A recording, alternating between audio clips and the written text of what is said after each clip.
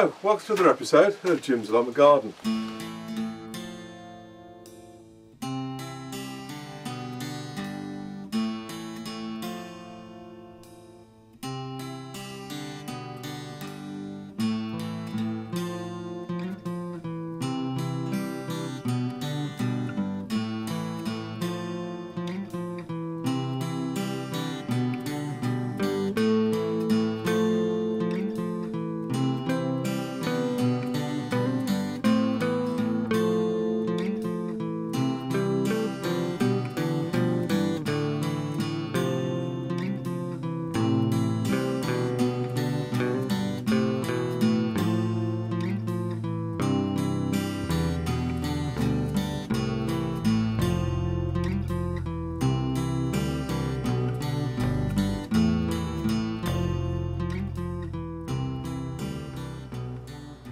Okay, just a quick update on the onions. As you can see, what I've done over the past couple of days is I've basically taken about 3 barrows full, like this, full of weed out of here. Believe it or not, because we had no rain for quite a few weeks. Then we've just had a couple of days of rain, and the weed grew from basically nothing to about 2 foot high in the space of a week. And basically, the weed got that much. I thought, well, I need to fetch it all out, otherwise the onions are going to suffer. Now, what I have found is, as I've been pulling the weeds out, a lot of the onions have been coming out with the weeds because the roots were quite sort of deep, unfortunately. And because the ground is so loose, if I go down a couple of inches in the ground is actually quite dry. So I'll just show you this bit here. You can see how loose the ground is. It's not compacted in any way, shape or form. Now, normally what you can see there, if I go down that far, you can see how dry the ground is. The ground is literally bone dry. Now, normally what you do with onions is you always dig them out with a fork, so you maintain, so you keep the roots on the onions. But I'm concerned that, to be honest with you, I think if I leave the onions in any longer, they're going to suffer, because what I have had is a few onions, just wanted to quickly show you here, with the startings of sort of rot at the bottom. I don't know if you can see that, but the bottom of the onion's rotten and there's like a white fungus growing, and that's basically because the ground's become hard. We've had some rain and basically the onion is sitting in water.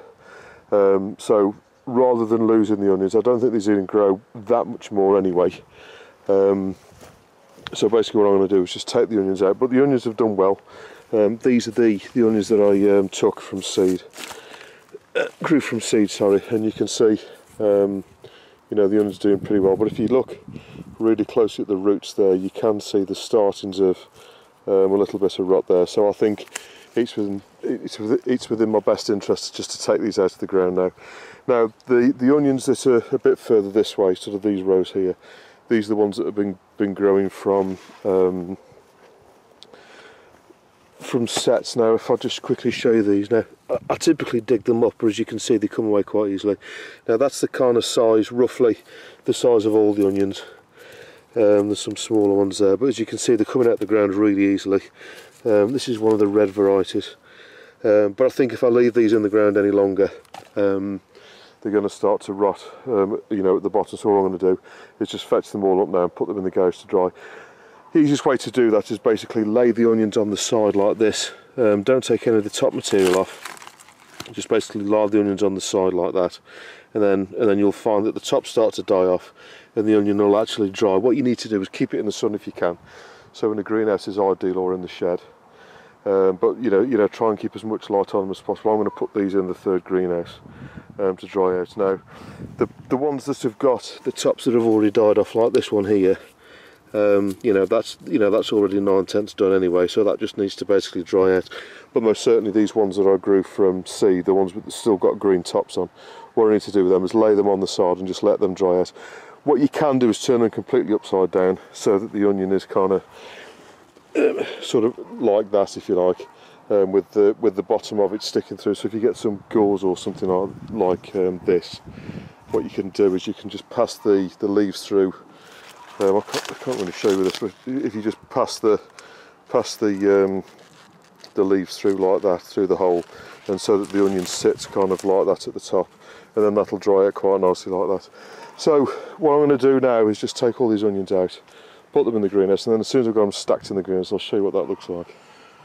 Okay, so there are the onions on the surface in the greenhouse. Now basically all I've done is basically pull them out of the ground.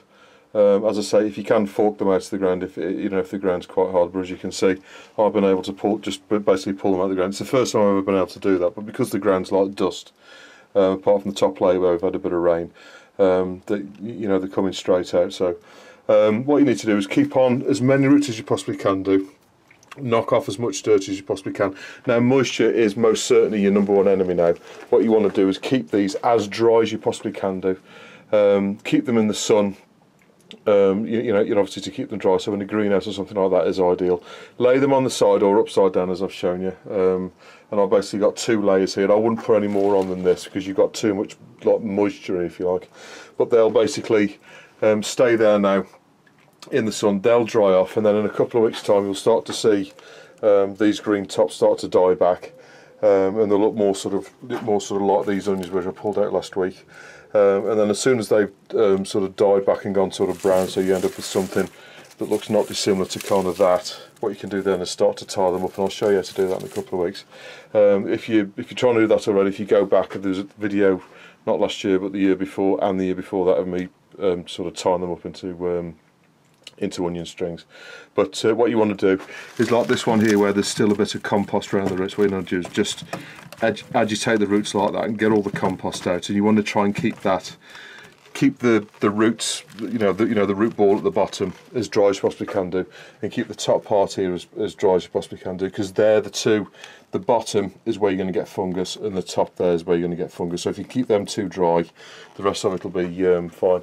Keep your eye on them, turn them over if you get a really dry day and they're all nice and dry on one side, do turn them over. But basically what you're trying to do at the moment is dry the roots and the tops out, and then the onions will preserve well over the winter if you can dry them out. Obviously what you don't want to do is bruise them in any way, shape or form. So when you take them out of the ground, I've just brought these up to here in the wheelbarrow. What you want to do is don't throw them in the wheelbarrow, obviously place them in the wheelbarrow, and don't bruise them in any way, shape or form, otherwise they won't keep. Any onions that you do find that are slightly damaged or anything like that, the best thing to do is use them up straight away. So put them on one side separate to these, and then sort of use them immediately in the next couple of weeks in the kitchen. These ones are basically going to be tied up and stored to be eaten towards the back end of this year and the start of next year.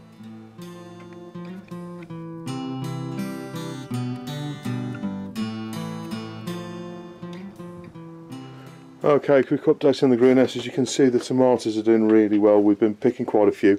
In fact, there's a clip that'll come on after this showing the tomatoes I picked the other day. But basically, we've got the Sunshine Gold tomatoes here. As you can see, they're still growing. I'm still feeding them. I'm giving them seaweed feed and also the last of the comfrey leaf, which is just there. So they're having that a couple of times a week. I have noticed a bit of dying off on the leaves here, but that's not blight or anything like that. That's just I'm not quite sure what it is, to be honest with you, but it's not blight.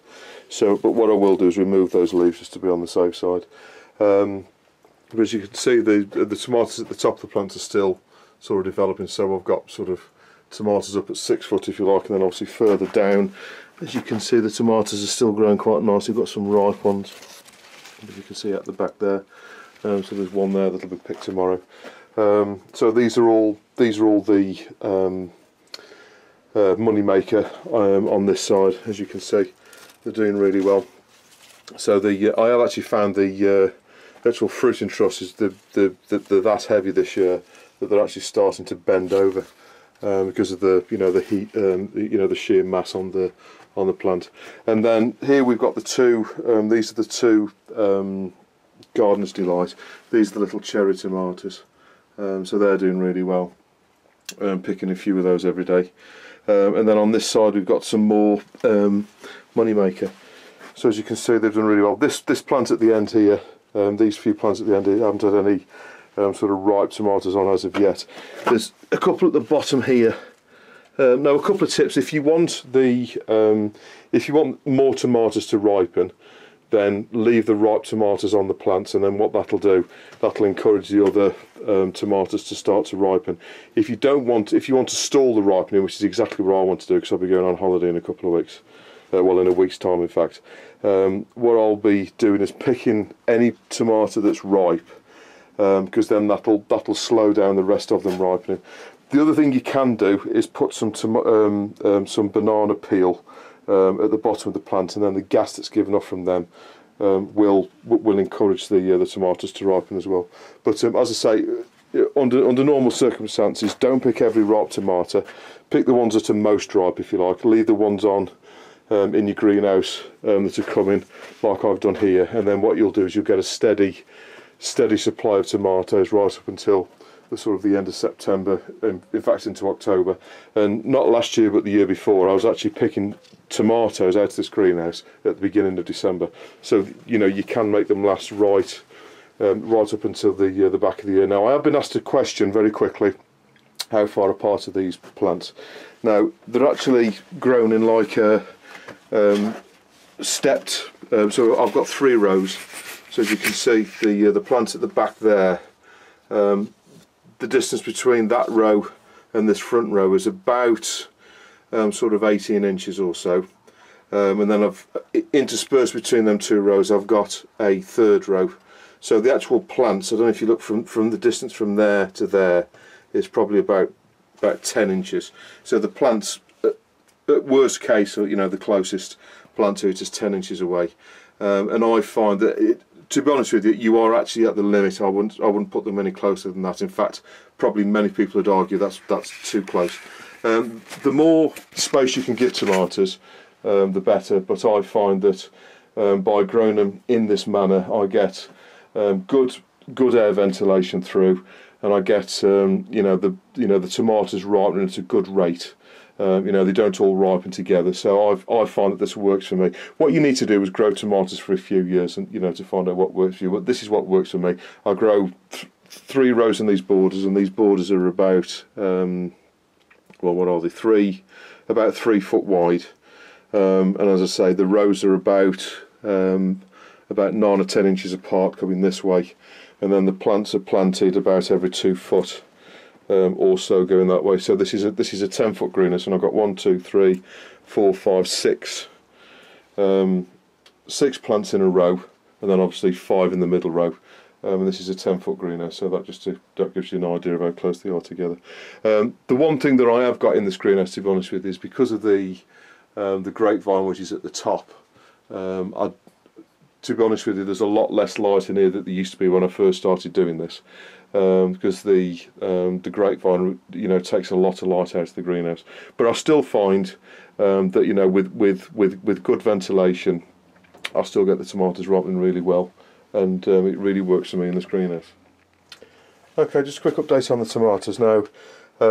These are the moneymaker tomatoes that I always grow every year. This is a good variety to grow if you've not grown tomatoes before, and they're a good sized tomato, and these have got a all round, they're a nice tasting, they're easy to store in the freezer. They freeze really well, and they're also nice to cook, and also obviously put on sandwiches and stuff like that. Really nice tasting tomato, and they're easy to grow. So if you've not grown tomatoes before, these are the ones to grow. Moneymaker, and this I'm getting this many about every 4 or 5 days. So there's probably about probably about possibly 2 kilos of tomatoes there in those 2, and that's out of about 15, 16 plants or something like that. So the good croppers. This is these are the golden sunrise tomatoes. Now there's 2 plants of these, and I'm getting probably about this much every 4 or 5 days again. These are slightly smaller tomato, but obviously they're like a yellow in colour. And then these are the Gardener's Delight. As you can see, these are like cherry tomatoes, and they're sort of nice to eat as they are, kind of thing. So just sort of quickly show you the tomatoes that I'm picking about every 4 days at the moment.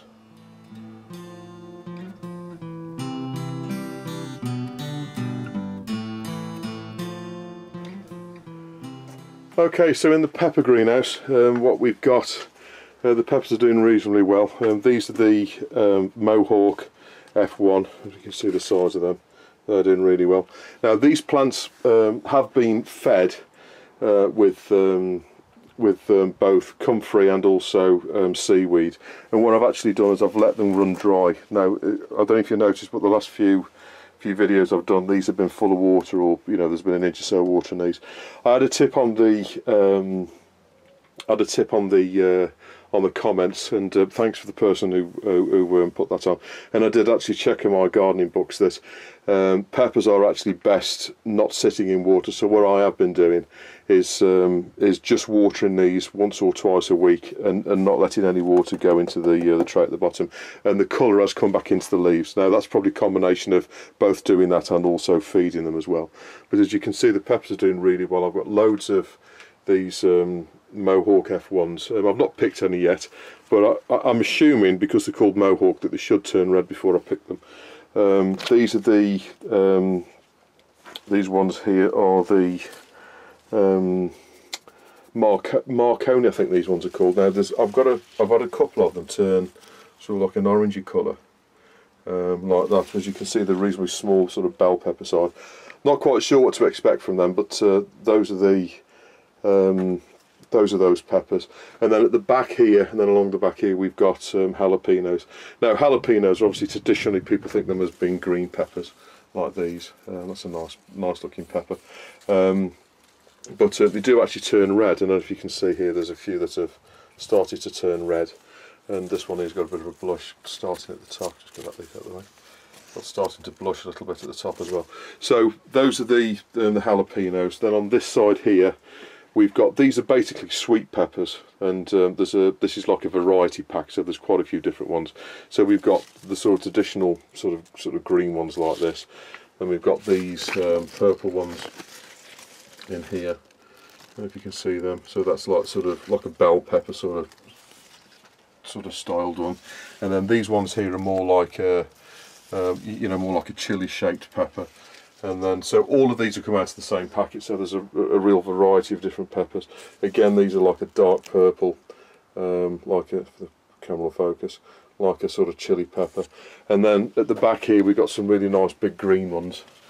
I'm hoping these are going to change colour to either red or yellow, to be honest with you. And we've got some more of them here. And then we've actually got some really pale ones here. I'm not quite sure if they're going to stay white or if they're going to colour up later on. But as I say, the peppers have done well. But thank you to the person who put the tip on. I have stopped them sitting in water, and they do seem to have benefited from that. But some of these should start to change colour in the next couple of weeks. And I don't know if you can see here, that's a green one there. If you look just underneath, that one at the bottom there is just starting, even though it's quite a small pepper, it's just starting to colour up and turn red. So all being well, in the next couple of weeks, these should really start to ripen and start turning red and stuff like that. So we should be able to see what they're like. Now I have tested one of the jalapeno, well, a couple of the jalapenos that were on this plant here. These are the ones that are sort of starting to turn red. Now they're not particularly hot, to be honest with you, and I think what I need to do is let them ripen a little bit more than they are at the moment. So I did have one. There is a heat to them, but they're nowhere near as hot as you would expect for a jalapeno. But that's what the peppers look like in the second greenhouse.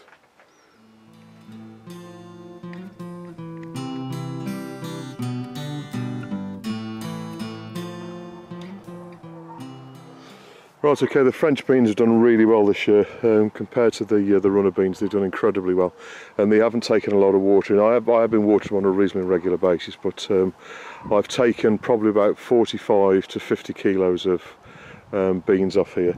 Now all of the ones that are left on, basically I've run out of space in my freezer, so all of these ones that are left on, I'll basically leave them on till the plant dies down, and then that'll create the seed for my plants for next year. As you can see, if you let them go too far, like this one here, you can start to see that the beans are forming inside the pod. As you can see, they start to go fat. Now with these beans, you can always tell if they're no good for picking, because if you put your thumb at the top, if the bean bends like that, then it's gone too far. If it snaps off, then it's still okay to eat. But I have actually picked some beans off here today and eaten them. But you know, I obviously picked the younger ones from the top.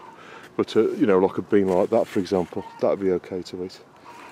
So there is still some still on there that can be eaten fresh, but the majority of them now. All I'm going to do is just leave the canes up, let the plant sort of dry out. Obviously you can start to see the leaves are already starting to go a bit yellow. Leave the beans on until the beans have gone sort of a pale green to sort of yellowy colour, and then all you need to do then is just pull them off, put them in a seed tray, let them sort of dry out, and then either back end of this year or the start of next year you can pod them. In other words, you just sort of split the pod down where you see the line there, so you just split the pod down there, and then what you'll get is the little white beans from the inside. So there's a pod there. Look, that's one that's already gone yellow. That's the kind of colour it'll go. Then let it dry out till it's it's got like a light brown colour. Keep them well aerated because you can get some mould on them if you're not careful. So keep them in a ventilated place. And then as soon as they've gone dry, just put my finger through that sort of seam in it there, and then it'll open up and all the little beans will come out, and then those are the ones you plant for next year. So that's a quick update on the string beans, or the French beans.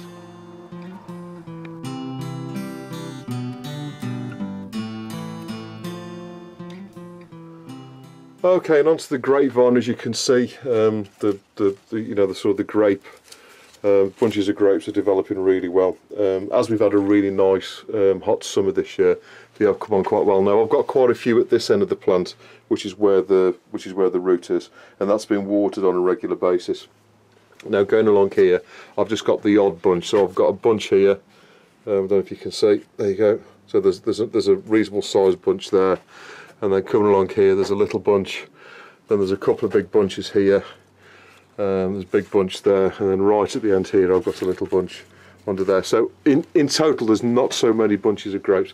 I have picked a couple of bunches off already and eaten them, and they are quite nice. They're a little bit tart yet, but you can pick one off. As you can see, they're reasonable sized this year, and they have got quite a nice sort of tangy yet sweet taste to them. So these are actually a pudding grape, so they are designed to be eaten straight off the bush. But you can see that's a nice sized bunch of grapes. Now I wouldn't have any more than this on, because what you do find if you have too many bunches on, what you do find is they don't fully develop and they don't get any bigger than sort of you've seen them at the moment. But these are going to grow for at least another sort of 3 or 4 weeks before I harvest these. So they're already a good size, and come sort of 3 weeks time, as the weather's going on at the moment, these should be really nice sized grapes. So that's what the grapevine looks like. But what you do need to do, I don't know if you can see on the outside of the greenhouse, you get all of these sort of shoots coming out. You do need to keep on it and sort of cut all these runners off on a reasonably regular basis, just to keep the light intensity in the greenhouse for the tomatoes and that going. But that's what the grapevine looks like at the moment. So I hope this episode was of some use to you. Please don't hesitate to put any comments or questions you got below, and I'll always get back to you. And I'll see you on the next episode of Jim's Allotment Garden.